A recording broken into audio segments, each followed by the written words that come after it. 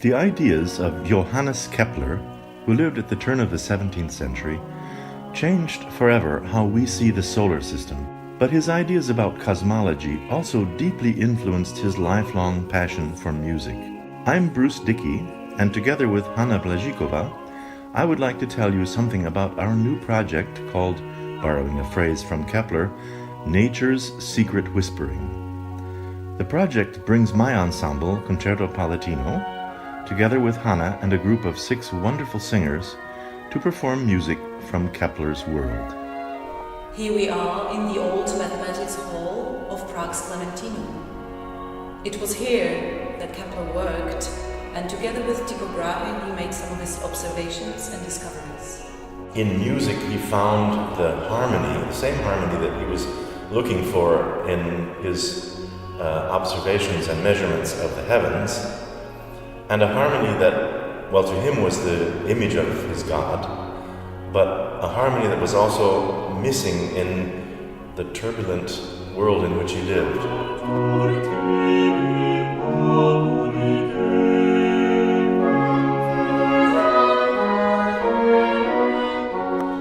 We're now at the house where Kepler lived for 5 years, from 1607 to 1612.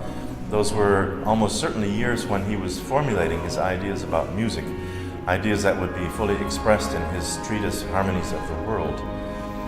But Kepler didn't believe, as many of his contemporaries did, that the movement of the planets actually made sound. He thought that that couldn't work because you would need air in the solar system. He carefully studied the orbits of the planets, and in the calculations of their speed at their nearest and furthest points from the Sun, he found what one modern scientist has called a frighteningly close correspondence to the ratios that produce the intervals of the musical scale. For him, this music of the spheres, the song of the earth, or nature's secret whispering, as he called it, could best be heard in the finest polyphonic pieces of the composers of his day, repeatedly citing Orlando di Lasso as the most successful in this.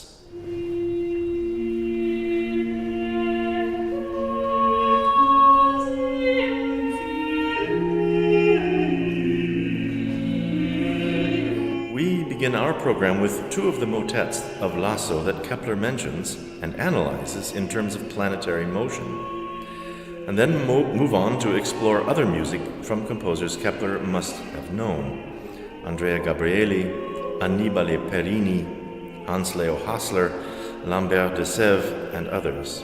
We have also asked Calliope Tsupaki, who wrote a wonderful piece for our breathtaking project, to take up Lasso's challenge with a new composition.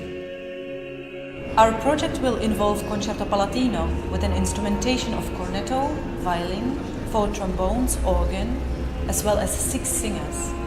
6 because Kepler believed that the most perfect polyphonic music was written in 6 parts, corresponding to the 6 planets of the solar system known by him to exist. I'm sure you understand that a project like this with 30 musicians from 7 different countries costs a lot of money. In addition to the travel costs and lodgings, we must pay fees to the musicians and of course to Calliope Tsupaki for her commission of the new work. We hope that you will want to help us realize this project. Please be generous if you can afford it, or at least pass on the word to others.